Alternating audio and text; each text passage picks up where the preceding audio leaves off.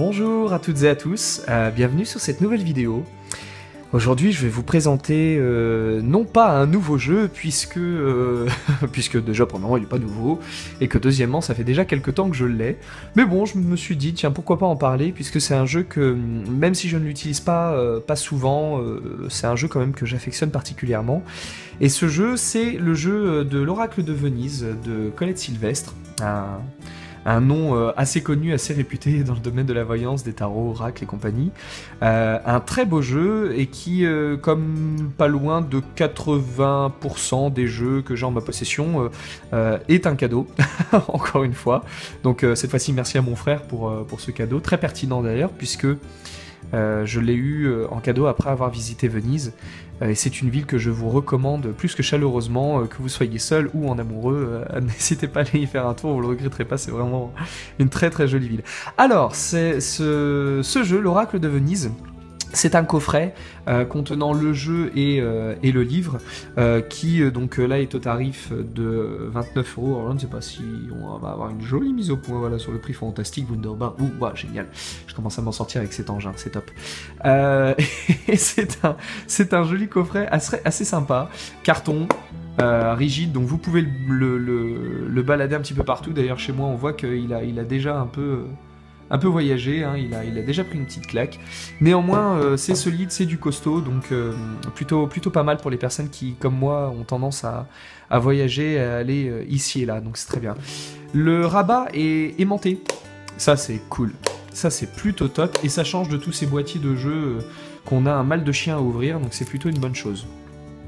Et nous trouvons donc à l'intérieur, avec toujours le même motif étoilé, on trouve à l'intérieur donc le petit fascicule que l'on va prendre tout de suite et qu'on va regarder. Et puis on va regarder après les cartes ensemble. Alors le fascicule est assez succinct, hein, il fait pas beaucoup de pages, il fait à peine une centaine de pages. C'est très court, mais vraiment c'est suffisant. Et nous présente en fait chaque carte avec à chaque fois donc une définition assez globale, assez générale de la carte. Puis son application, c'est-à-dire vraiment la signification lors d'un tirage, de manière assez générale. Et après, on a différents domaines beaucoup plus précis, donc domaine affectif, professionnel, matériel, spirituel, état général et sexualité, et des informations complémentaires. Donc c'est pas tout mal, et on retrouve donc cette description-là pour les 22 premières cartes, puisque... Oui, ce jeu a quelque chose d'original et je remercie Colette Sylvestre d'avoir eu la décence d'esprit de l'appeler un oracle et non pas un tarot, merci. Donc pour celles et ceux qui n'auront pas vu, je m'énerve pas, non, vous en faites pas. Pour celles et ceux qui n'auront pas vu ma vidéo consacrée à est-ce un tarot ou un oracle, je vous invite à aller la regarder pour savoir quelle est la différence entre les deux. Et le fait est qu'un tarot est censé être composé de normalement 78 cartes, dont 22 arcanes majeures, 16 honneurs et 40 numériques. Et là, en l'occurrence, ce que l'on retrouve dans ce jeu, c'est une structure assez inhabituelle, puisque nous retrouvons en réalité les équivalents des 22 arcanes majeures du tarot de Marseille.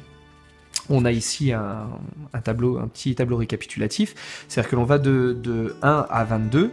Là, ici, en l'occurrence, le mât, le fou, a été numéroté 22, même si normalement il n'a pas de numéro. Enfin, du moins, dans nos tarots à nous, il n'a pas de numéro. Et nous avons après 14 cartes qu'elle qualifie de cartes secondaires.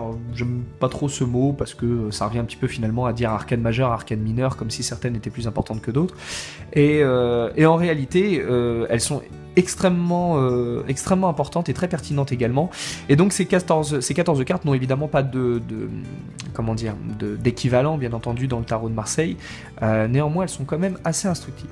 Alors, nous avons donc pour les cartes, pour les arcanes majeures, on a vu la manière dont elles sont décrites. Par contre, pour les cartes dites secondaires, on a un peu moins d'informations, ce qui est un chouïa dommage, mais n'empêche que c'est quand même plutôt pas mal, c'est quand même intéressant.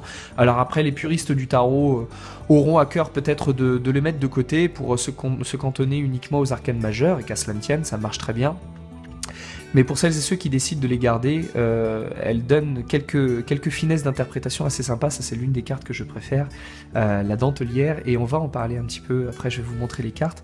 Et ce qui est intéressant, c'est que dans certaines de ces cartes, bien que le jeu s'appelle normalement l'Oracle de Venise, nous retrouvons également des cartes, comme par exemple celle-ci, qui ne sont pas tout à fait orienté sur Venise même, mais sur les îles qu'on trouve aux alentours, c'est-à-dire Murano, Burano, etc.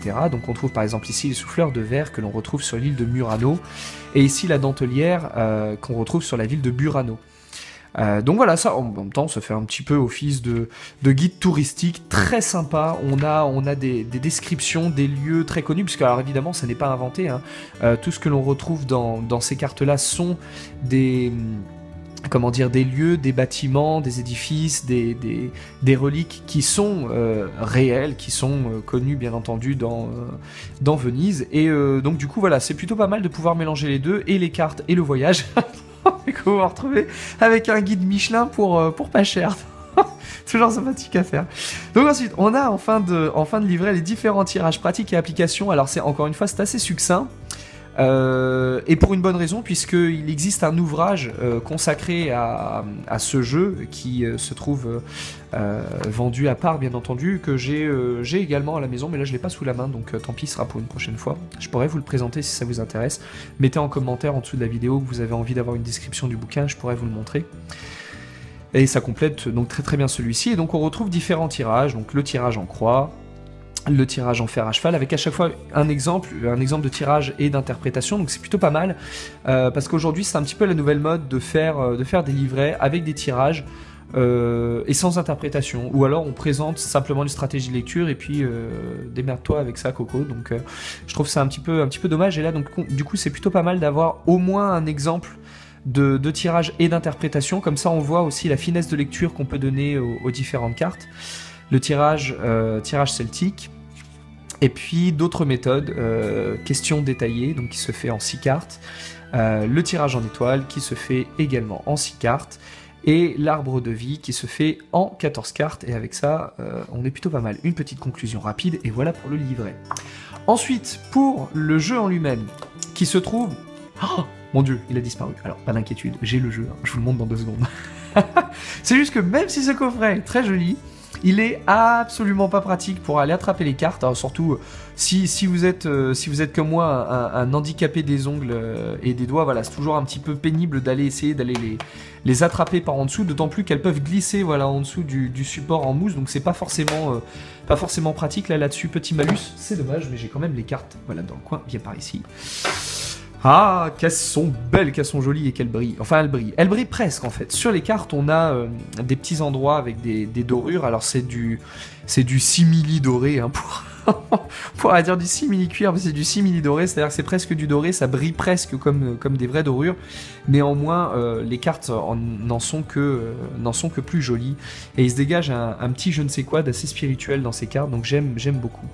Et donc on retrouve bien entendu à chaque fois les mêmes archétypes assez connus, assez typiques des tarots qu'on peut connaître, que ce soit le tarot de Marseille, le Rider-Waite et compagnie, même si c'est évidemment retransposé donc dans l'univers vénitien, ce qui n'enlève absolument rien au charme, ni des cartes, ni du style tarot. Donc voilà, le gondolier à la place du battleur, le cloître avec une nonne à la place de la papesse.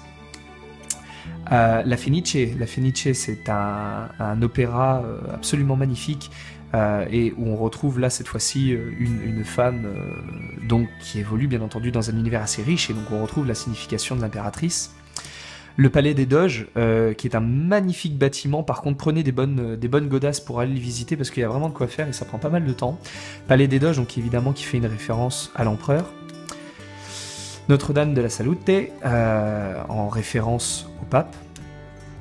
Les Maures, un petit coucou à Ethan en passant, pour les amoureux, enfin pour les amoureux, enfin pour l'amoureux dans le tarot de Marseille, pour les amoureux dans le rider, les chevaux de bronze en équivalent au chariot, la salle du conseil, en équivalent de la justice, alors je crois d'ailleurs qu'il se trouve, si je ne me trompe pas, justement dans le palais des Doges, le monastère, qui fait un petit peu référence également au cloître que l'on a vu tout à l'heure, et qui sont des bâtiments que moi je vous invite vraiment à visiter, qui sont très très beaux.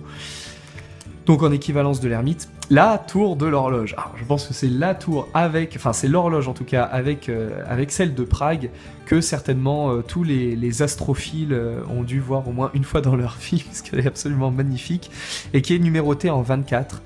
comme l'ont été énormément d'horloges à travers le monde avant d'abandonner une division en 12 x 2. Et donc où l'on retrouve les signes astrologiques, et donc en équivalence évidemment à la roue de fortune.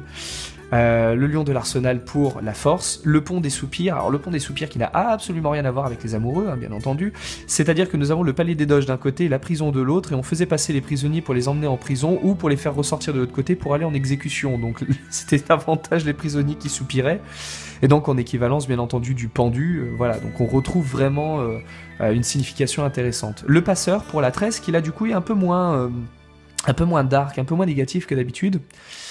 Le puits pour la 14 avec une femme portant deux seaux. Le pont du Rialto qui est très beau, particulièrement la nuit. On a une magnifique vue sur le canal. C'est très très beau. Le campanile foudroyé, puisque foudroyé il l'a réellement été. Magnifique tour.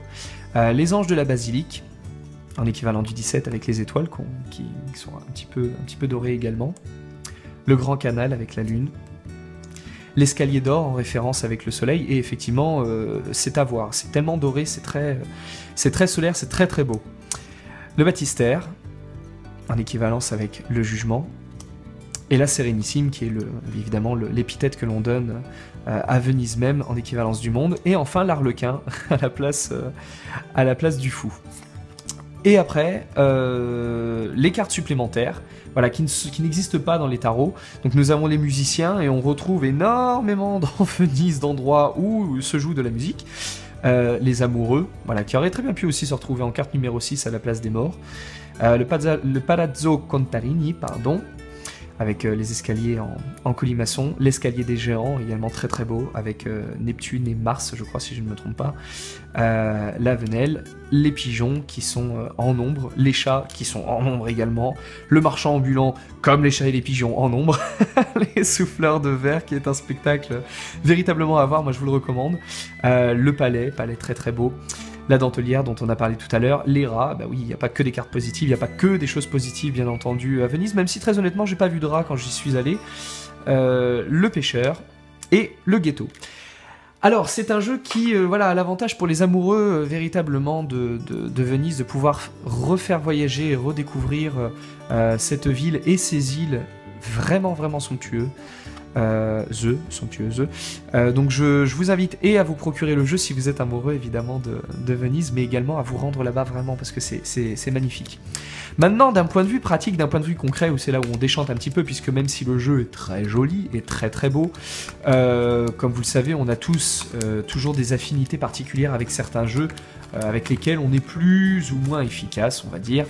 Personnellement, comme on dit dans le sud, avec ce jeu, moi j'y vois un beignet. Hein. Je n'y vois pas grand chose, je ne lis pas grand chose dedans, je suis pas forcément très pertinent avec.